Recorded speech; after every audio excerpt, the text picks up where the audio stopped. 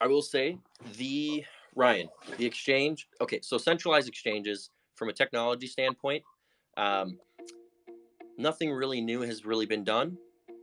At the end of the day, it's like, hey, I want to sell X token, and then somebody on the other side is like, oh, well, I want to buy X token, and then there's a internal ledger system. It's like a car. At the end of the day, it's four wheels and an engine. Whether that engine be electric, whether that engine be petrol, diesel, it's still a car. And so we're looking at doing the exchange in a more new and innovative way.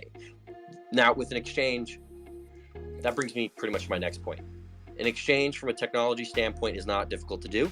It's the and regulatory side that takes up most of our time and our framework. And so the exchange is delayed, currently working through some regulatory and compliance aspects. And once those are done, the implementation of the tech side of things will go down pretty quickly. Well, you guys heard it right. The technology aspect of building out an exchange is easy. Unfortunately, I don't think that that's true. And what I'm going to do by the end of this video is hopefully show you that that is actually not the case, and everything that John just said is wrong and misleading to investors. But first, we need to talk about the new revolutionary token, TARToken, which is the world's first BSC Insurance token. If you are tired of losing all of your money to rug pulls and scams on a daily basis, then you absolutely need to be holding TARToken in your bags so that you can get refunded a portion of your losses. Check the description below for links to all of our channels. Alright, so first off, the technology portion of building an exchange is easy. Come on. Like, it's only easy if you're forking someone else's code and making a few minor changes to make that code your own.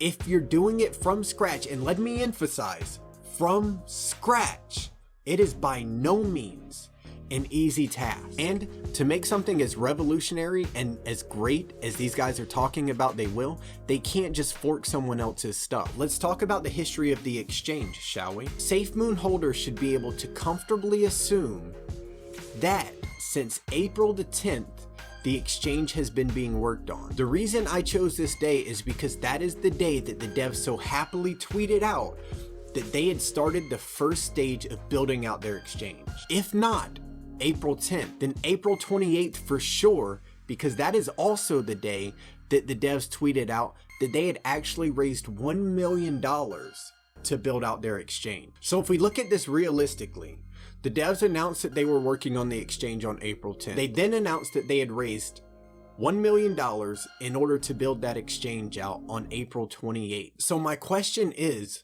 why the fuck has it been 7 months and we haven't received any infrastructure updates on the exchange at all? Now, I know some of you guys are going to be like, yo, Taco, get that FUD the fuck out of here. All you're doing is spreading FUD. It takes time and money to build out these exchanges. No, it doesn't take tens of millions of dollars to build out one of these platforms. But it's true. It does take time and money. The problem is that the devs for Safemoon are actually telling us exactly the opposite. They're saying that it's too easy to build this platform out. The only issue is with compliance and regulation. So once again, if we're looking at it from a technological standpoint, I imagine this could be true if they just forked someone else's work like they did with PancakeSwap for Safemoon Swap, or like they did with Trust Wallet for their wallet with a calculator. With a calculator, people. Don't fucking flip your shit because I didn't mention the calculator, okay? It's there. We all know it's there. But that doesn't take away from the fact that all they really did was create a trust wallet with a calculator. I might be wrong. I've never used the app. I don't intend to use the app. So if they've got some special shit on there, make sure to leave your comments and bash me while you're at it on the way for being oh so wrong about that. So, with no major updates on the exchange, a copy and pasted wallet, a PancakeSwap fork for Safemoon Swap, it really makes me wonder, where the fuck did that $1 million go? Taco, you know what the fuck you're talking about, bro. Takes more than $1 million to build out an exchange. Wrong again, okay? It does not take millions and millions of dollars to build out an exchange. No matter how revolutionary you're talking about it's gonna be or whatever, $1 million should be plenty to build out an exchange. And if it's not enough to cover the change, just by some miraculous miracle, they couldn't afford to do it out with $1 million.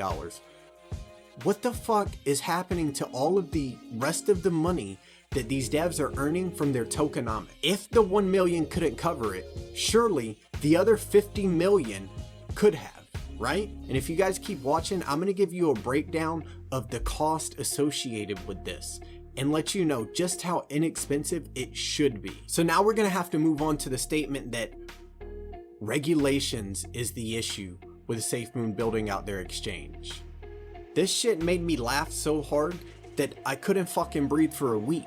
That's literally the reason why this video has been so delayed. I'm gonna tell each and every one of you watching this video right now, if these devs are seriously saying that compliance and regulations are the issues and hurdles to overcome for a company that deals with finances, right?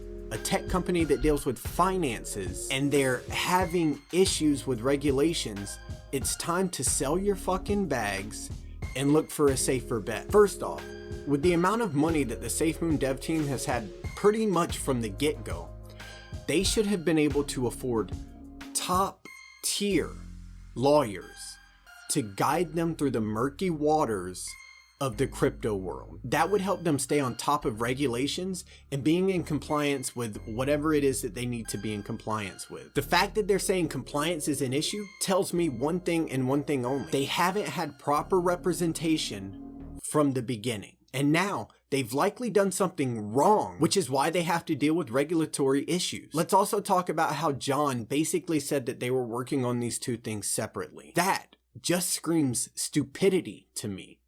Why would you work on these two things separately? It's an absolute waste of funding, and it also goes to show that these devs aren't business-minded people, and they're not making smart business decisions.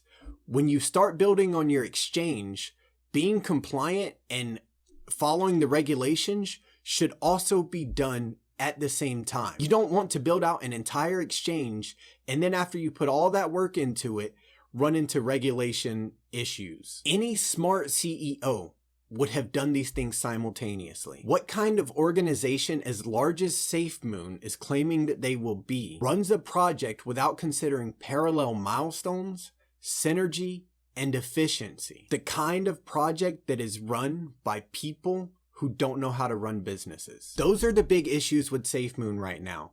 Those are the things that people need to be concerned about.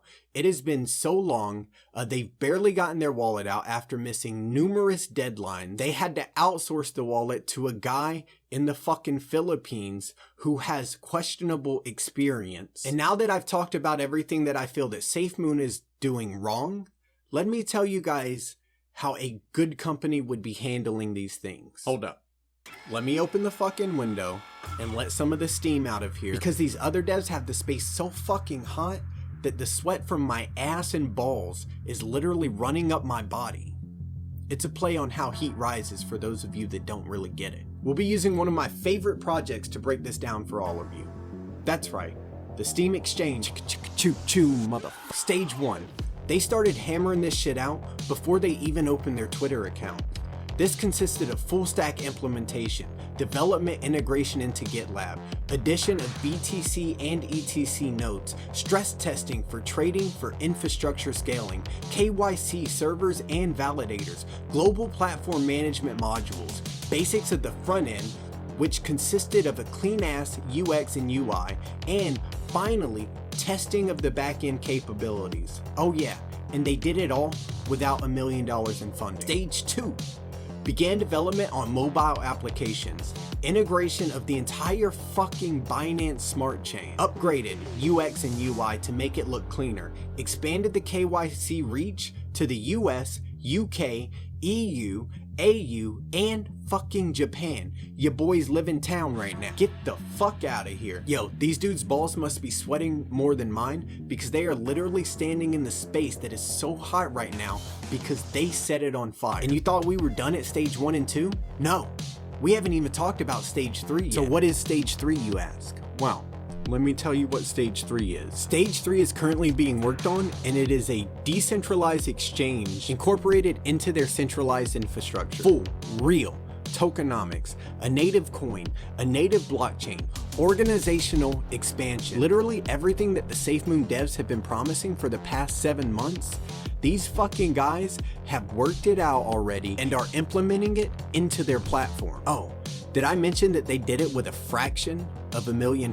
Well, now you fucking know. It doesn't take billions of dollars to build out a full ecosystem if the developers actually know what they're doing. I guess some devs would rather sit on the john all day and tweet out about what they're going to do, while others would rather sit in their office chairs and actually hammer this shit out. Okay, Taco, it doesn't matter what the SteamX team is building. They're gonna have to go through the same regulation hurdles as the Safemoon dev team did. Nope.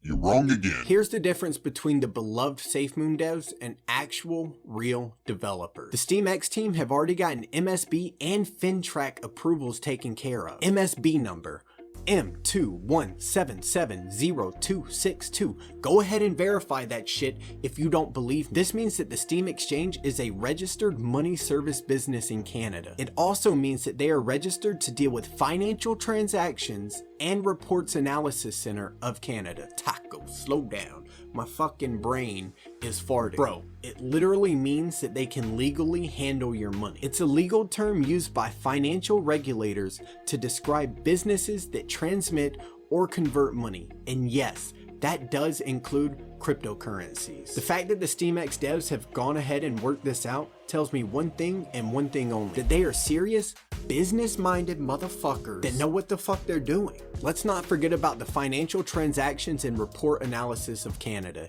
aka FinTrack. This shit right here is the fucking bee's knees of the finance world. What does it do though? Its purpose is to facilitate the detection, prevention, and deterrence of money laundering and financing of terrorists. That way when fucking Macho Pablo hops onto the world of digital currency, he can't be doing no funny business to get his fucking cocaine across the border. Let him try to move more than 10K at a time, and the governmental organizations are gonna be so far up his fucking ass, he'd wish he had been sitting on the john taking a deuce instead of hopping on the steam train. Now that you know what the SteamX team has done and what the Safemoon team hasn't done, let's talk about funding, shall we? Do you know how much it takes to build out a full-on exchange? Or just the things that the Safemoon team are talking about building out in general? Me either, but there's this wonderful thing called the fucking internet where you can make a list and go and pretty much get estimates for all of these things online. It can be a pretty accurate estimate if you do your research as well. And I'm telling you right now, it ain't no fucking $51 million.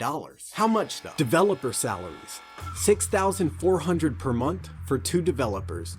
I got this information based off of the job postings that the Steam Exchange made. Intern salaries. I got this information from the internet based off of the average salary for interns in Canada. This is gonna be $19 an hour per intern, which is about $3,300 per month.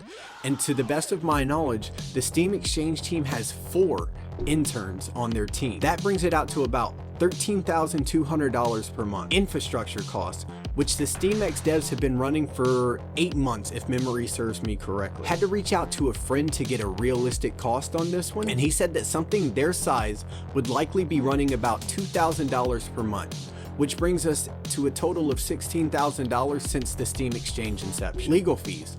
I have firsthand experience with this one. I paid my lawyer a $15,000 retainer for my LLC based out of Florida. So I'm guessing that since the SteamX company is a corporation, that they probably paid somewhere around $25,000 to $30,000 for their retainer, and they're also paying additional fees as they move along and require additional assistance or anything like that. Add all of these up and it brings you to around $180,000 to $200,000. Considering all the works that the devs have put into this and how far they've come, it's massively impressive and fucking mind-blowing that they blew right past the John without even waving and chunking the fucking deuces. I literally can't comprehend what is going on here. Alright, not to bore your fragile brains with any more mathematics, I ask one simple question again. One fucking question. Where the fuck is all of the Safemoon devs funding going? That 1 million? That wasn't shit. It seems to be a pretty well-known fact around the internet that the Safemoon devs have actually cashed out about $50 million to fund the project. With that kind of money, they could have literally had a team 100 times the size of the Steam X team, which means that they should have already been able to accomplish all of their goals, even in 7 months, that they are trying to accomplish just by the end of this year. But they could barely pull a wallet out of their ass 3 or 4 weeks late. Isn't one of the Safemoon slogans at ludicrous speed? Literally, the hair on my fucking baby's nuts grows at a faster rate than these devs are moving. Now, I know some of you motherfuckers are gonna smash that dislike button, hate on me in the comments because I said something that you don't like about your beloved Safemoon. But the reality is that many people aren't pointing out these legitimate concerns, and I feel that they're concerns that should be pointed out. And I'm gonna stay me, and I'm gonna point those things out. If you don't like it, you can get the fuck out of my channel and never come back. It doesn't matter to me either way. So go ahead and bash me for it, because the taco doesn't give a fuck, baby. And if you've made it this far and you truly want to know my opinion, that opinion is that Safemoon is attractive because it's at an extremely low price. However, the devs have produced nothing noteworthy since their time of inception, while the Steam X team has been in existence for a much shorter period of time and have almost completed every single thing that the Safemoon devs are promising that they will do. And they aren't just snatching up concepts off of the internet and slapping their fucking logo on it either. These guys are actually live streaming their platform that they've built from the ground up and showing people that it's really there and it's true. So who the fuck am I betting my money on? Neither. Because I actually don't hold tokens in either of these projects. But who would I consider to be the safer, all-around bet? Fucking Steam X all the way. That's why it was the very first project to be backed by Taco, where if you're holding TARToken, you can invest into that project 100% risk-free up to the amount of TARToken that you bought in for. Steam X all day, every day. Haha, Fudder's gonna FUD though.